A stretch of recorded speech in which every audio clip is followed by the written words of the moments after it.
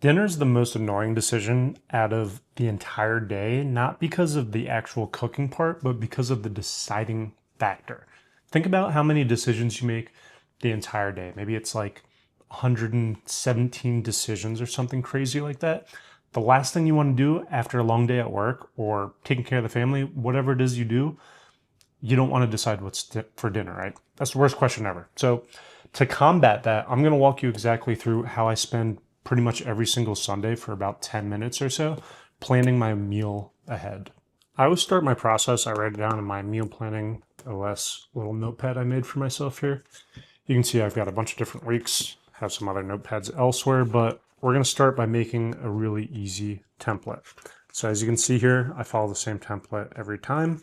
So step one, it's figuring out your actual weekly plan, which is probably one of the most underrated strategies that nobody else talks about. So you literally just pull up your calendar and you look at the week ahead, right?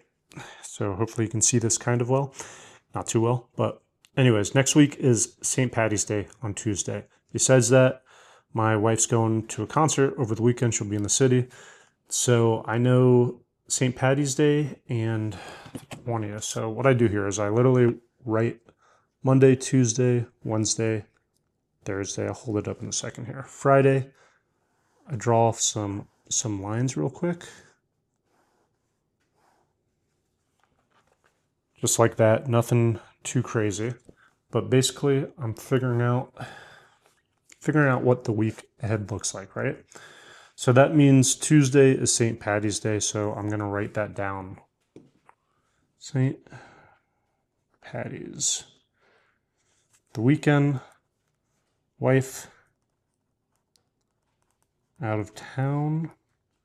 And then besides that, I think that's pretty much all I have, but it's always good to double check. And if you aren't a household of more than just yourself, it's good to sit down and do this exercise with whoever you live with, right?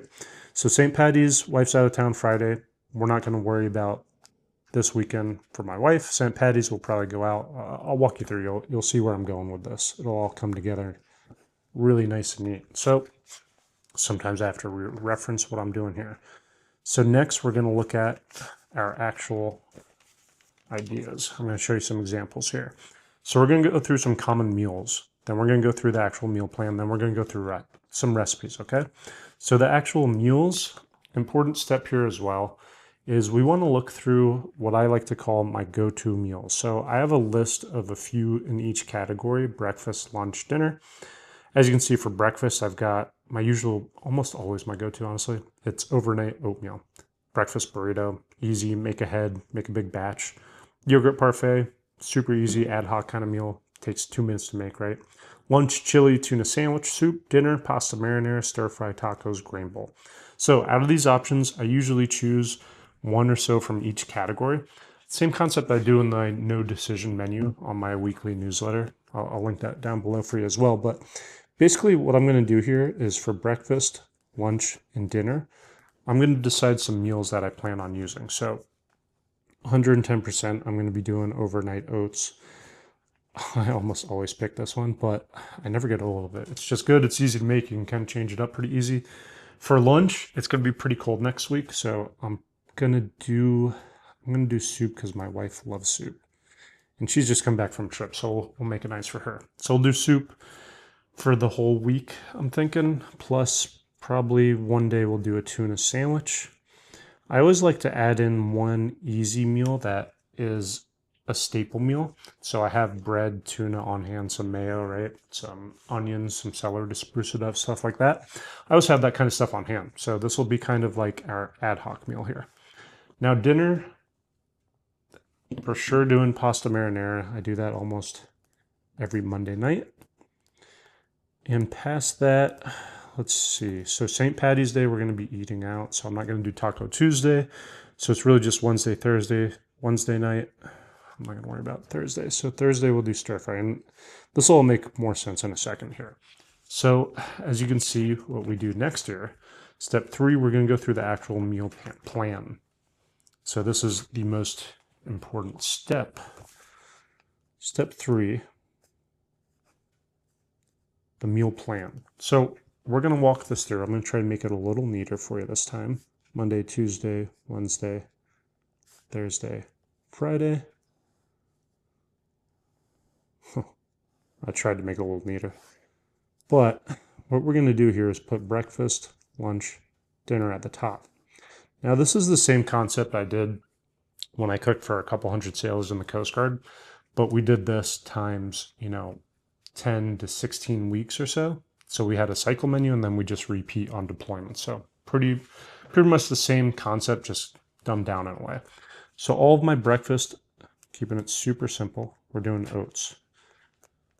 I usually make a few or so ahead of time, and then whenever I have time during the day or like at night or something, I'll make next quantity. It's super easy. It stores in the fridge for 4 or 5 days or so. Now for lunches, we're going to keep in mind we're always looking at this step 1, our actual plan, our week agenda, right?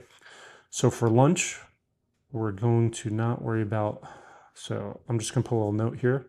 S for Stephen. I'm just going to worry about myself here. Dinner, we're going to go out St. Patty's. Get some corned beef somewhere, some green beer or something like that. We'll see. Wednesday night, we always do sushi.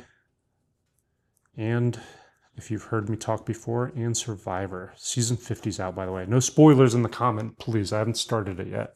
So I'm pretty excited to start it up here. So that's pretty good. Friday night, we almost always do pizza as well. So we're going to go 3 nights out this week. Why not? This is just going to be me, so I'll probably get a personal pie. And I'll give my dog some pizza too. So past this, we're left with 1, 2, 3, 4 lunches for both of us. 1 lunch for myself, 1 dinner, 2 dinners. So 2 dinners tops. So we're doing soup. I'm going to do soup for 4 times, and then for myself, I'm going to do a little lonely tuna sandwich for myself because I like to do that. Pasta marinara for Monday dinner. I can't spell. Sorry, my dogs are fighting in the background right now. If you hear them, we just got a new dog. They're starting to get along, I think. We'll do stir fry for our Thursday night. So next step here, step 4. You can probably guess, we're going to do recipes next. So recipes, we're going to figure out the quantities. Usually for the quantities, I just use this step 2 to make it kind of nice and neat for myself. So for overnight oats, we're doing 5 days for 2 people because there's 2 people in my household, so that's 10. So we need 10 overnight oats. Soup, 1, 2, 3, 4 days times 2. That's going to be 8. Tuna sandwich, my one lonely guy over here. Pasta marinara for 2.